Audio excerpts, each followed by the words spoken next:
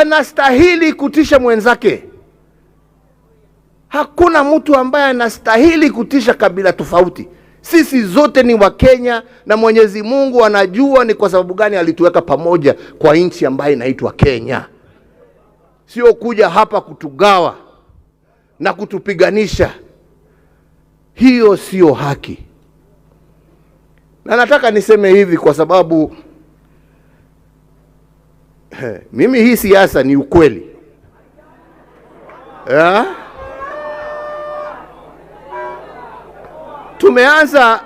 Tumeanza kuona wengine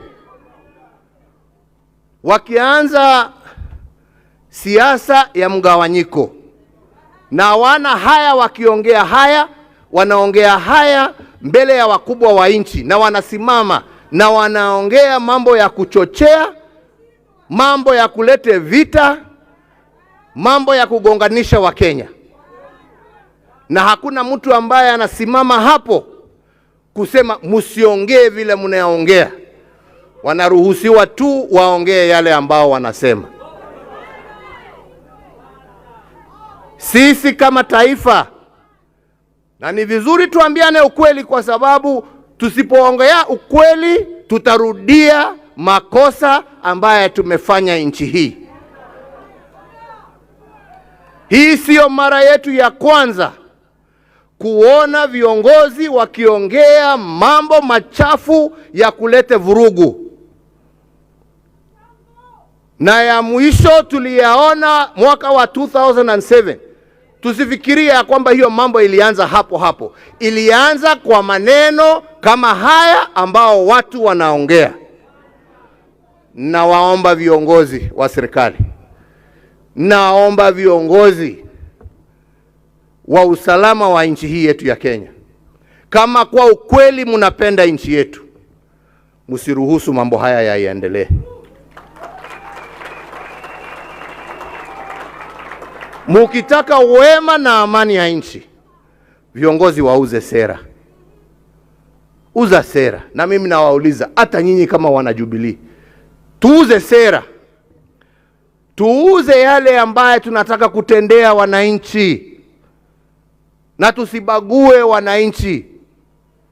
Tuuze sera zetu, kazi yetu. Kwa sababu unashindwa.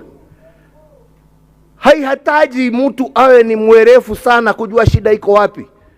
Kusema ya kwamba ati watu wakiwa na hii na hii na hii, kwa nini hawakufanya? Hapana. Kila wakati na wakati yake. Sisi tumeenda, nyinyi ndio mpo. Sisi tulijaribu kwa vile tuliweza. Nyinyi pia deal with the issue. Na issue ni simple. Wenzangu, issue ni simple.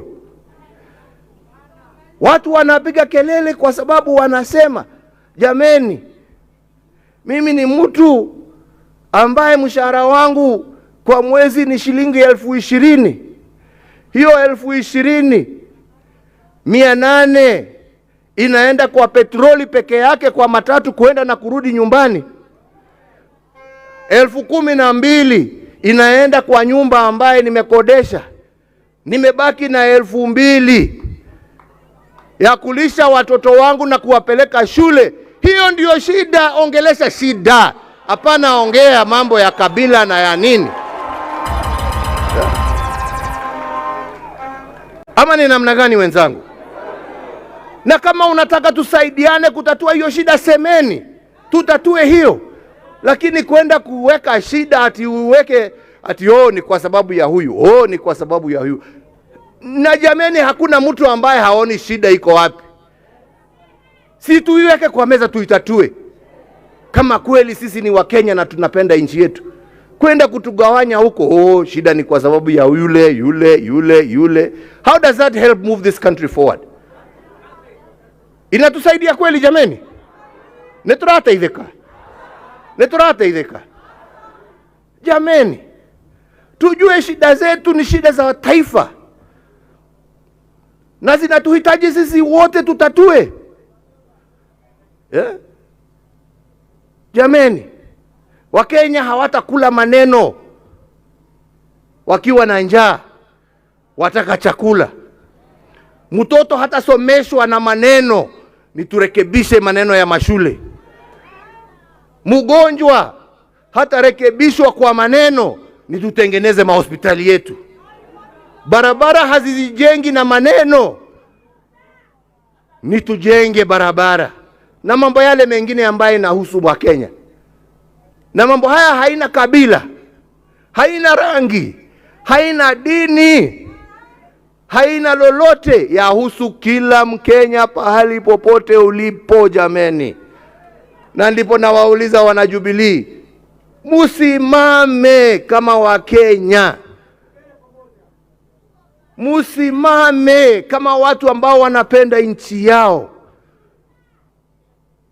Ama ni namna gani wenzangu? Na hata hawa viongozi nawaambia, hakuna haja, kwa sababu hiyo ndiyo njama. Ati mtu aseme mwingine akasirike ndio aseme. La, wacha waseme na watusiane vile wanataka, kama hiyo tu ndio wanajua. Nyinyi nyamazeni, uzeni sera. Muuze sera na museme sisi hatuna haja na ya walioshindwa. Sisi tuna haja na Kenya ya kesho. Tunaelewana wenzangu? Ndio mimi nasema mimi sitawajibu, na wajibu ndio nifaidike na nini? Kwerago irumine yo metha kire neo megathe ya tongoria torume ora mwatonruba ko ubere na turi haha kana ini atia ithuĩ bata witũ nĩ bũrũri witũ, our country, and where our country is and where our country needs to go. Tunaelewana wenzangu? Kwa hivyo msiingizwe ati mvutwe mwanze kuongea mambo ambaye hayapo. Ni tuongee yale ambaye tutatenda, yale ambaye tutafanya, yale ambaye itatoa Wakenya kwa shida mbalimbali ambazo wako nazo. Hiyo ndiyo haja yetu, hiyo ndiyo mwelekeo yetu, hiyo ndiyo mwongozo wetu. Na nataka niwaambie hiyo ndiyo Wakenya wanataka kusikia. Na ndipo nawaambia sana sana wenzangu, msiwe watu ambao wataongozwa na wanasiasa. Tutafute viongozi. Tafuteni jameni viongozi.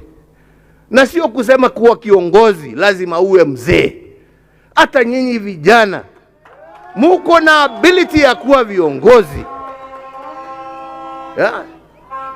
Don't decide that you can only be somebody by cheap popularity that takes you nowhere. You can be leaders through action of how you can uplift your brothers and sisters. That is what people want. How can you make a difference in somebody else's life? Tunaelewana wenzangu? Yeah? Tunaelewana? Yeah? Hiyo mambo sijui dynasty hustler imewaletea nini? Yeah?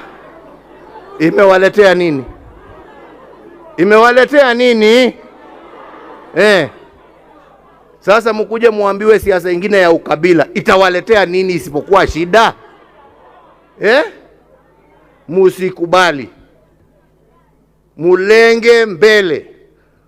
Mulenge mabadiliko ambaye itainua hali ya neighbor wako. Awe Mkikuyu, awe Mkalenjin, awe Mjaluo, awe Mkamba, awe Mkisii, awe Mudigo. Huyo neighbor wako ndio unastahili kuinua. Akiinuka hata wewe umeinuka. Ama ni namna gani?